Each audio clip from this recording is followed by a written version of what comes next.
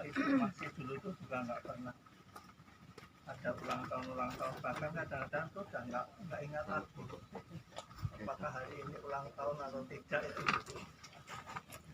Tapi ya apa waktu ponan-ponan itu ngumpul di rumah, mereka itulah yang punya tradisi itu. Saya juga tidak pernah mengira bahwa saya bisa berumur sampai 60, karena saya tuh orangnya sakit-sakitan, mau mati itu udah biasa itu, berkali-kali.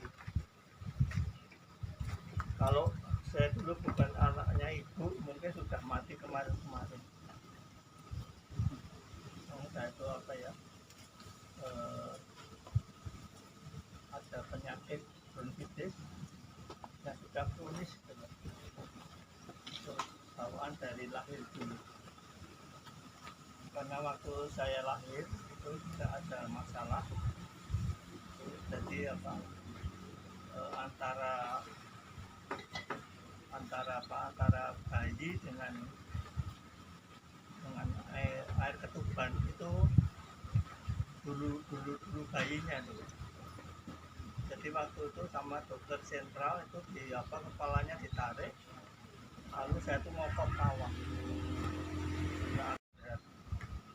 Maka saya lalu belajar menari di waktu itu. Waktu saya umur 4 tahun, oleh eyang itu diharuskan menari pokoknya. Orang Jogja, anak eyang waktu itu tinggal di Keraton Kilen sekarang.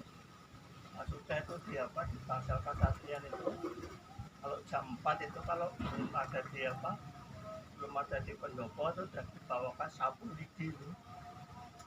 Pokoknya kamu harus segera diminta untuk ajar dalang, ajar ekso, ajar tembang, ajar gamelan, lalu bahasa Jawa yang benar.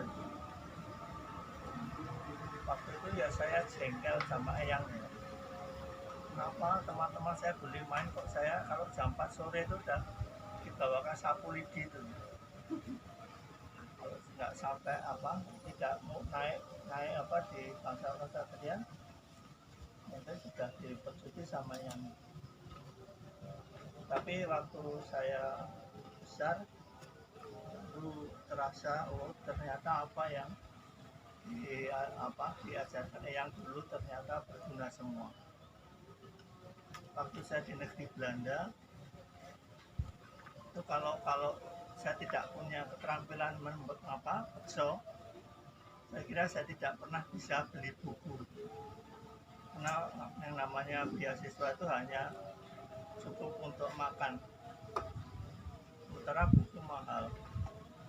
Tapi karena pesan Jogja itu mahalnya bukan main, maka saya bisa membawa pulang buku itu hampir satu kontainer waktu itu. Bagaimana caranya saya bisa membawa pulang?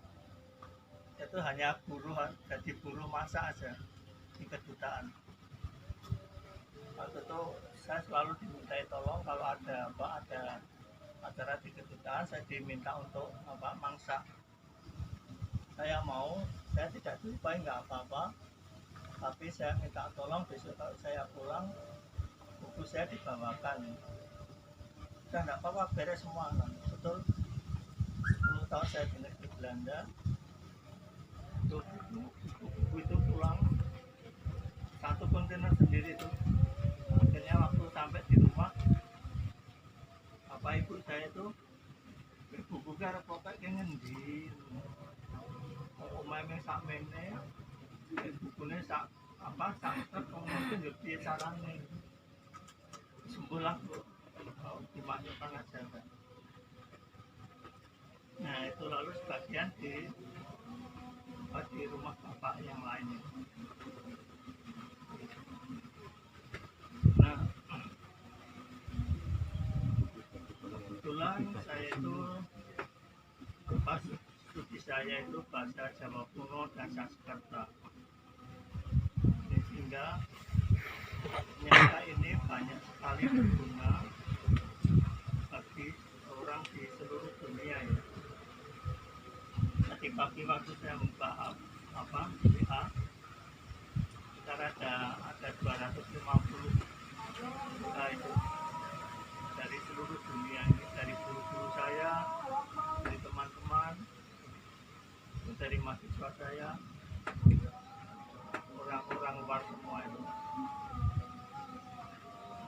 apa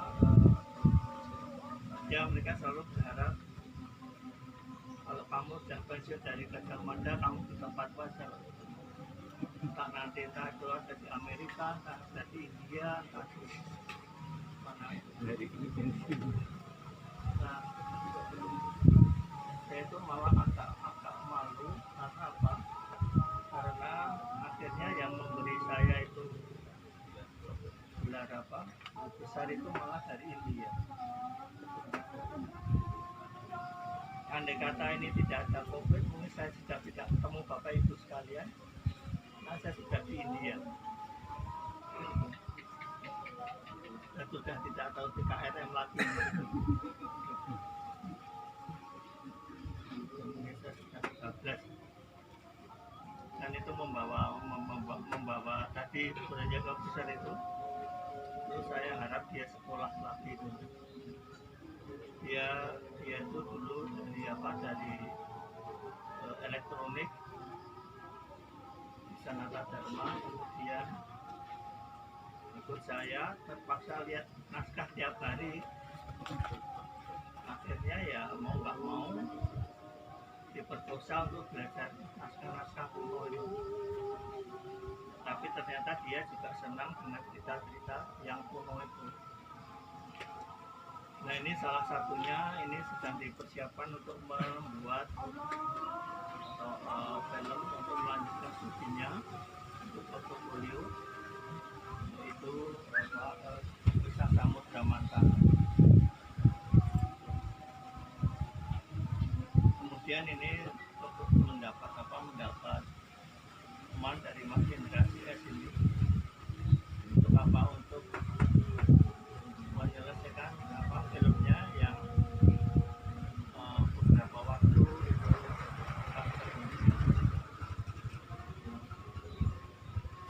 nah, kemudian waktu saya bermain di sini, saya melihat berbagai macam tanaman yang ada di sini. Kemudian saya bercerita dengan Mas Boy di keraton itu banyak tanaman yang sekarang itu sudah hilang. Dulu dinas dalam naskah keraton itu ada namanya serat Salukopotro. Itu ada 72 macam tanaman. Tapi sekarang itu sudah hilang. Tidak semuanya itu ada di keraton lagi. Nah, di antara tanaman-tanaman itu yang paling boleh dikatakan paling banyak ditanam itu adalah pohon asoka itu.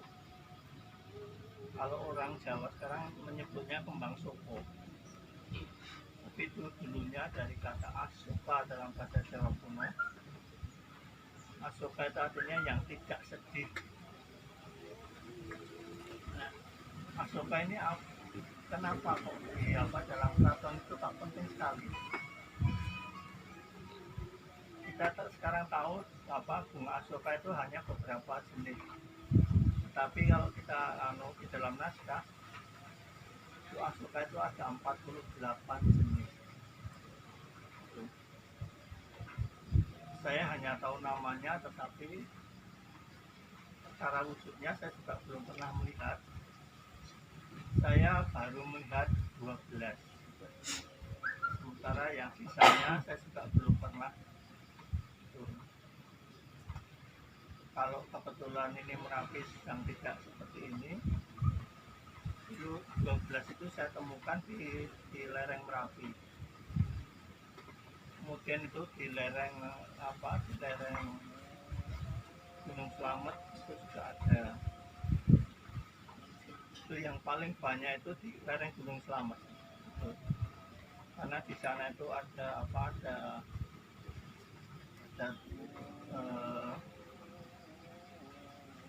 yang punya itu nama Kiai Ageng Kembang Arum ya. Sehingga di situ tuh banyak sekali tanaman-tanaman bunga. Waktu saya masih SMA dulu, itu paling suka untuk gunung itu. Jadi ya apa, dari Aceh sampai Nusa Tenggara Timur itu sudah jak-jakan gunung, naik turun gunung itu ya. Meskipun orang sakitan tapi bisa naik turun gunung. Kok kalau naik gunung kok nggak sakit, saya juga heran. Nah, itu yang banyak tuh di Slamet. Kemudian di Sindoro dan Sumbing, di Sumbing itu ada satu tempat yang itu isinya tuh hanya bunga. Tapi ini tempat ini paling berbahaya. Karena apa? Karena di situ itu kebetulan selalu ada ampa-ampa. Ampa-ampa itu adalah apa? Itu adalah awan gelap yang di dalamnya itu berisi petir. Ini kalau kita tidak berbahaya, kita bisa dimakan oleh ampa-ampa ini.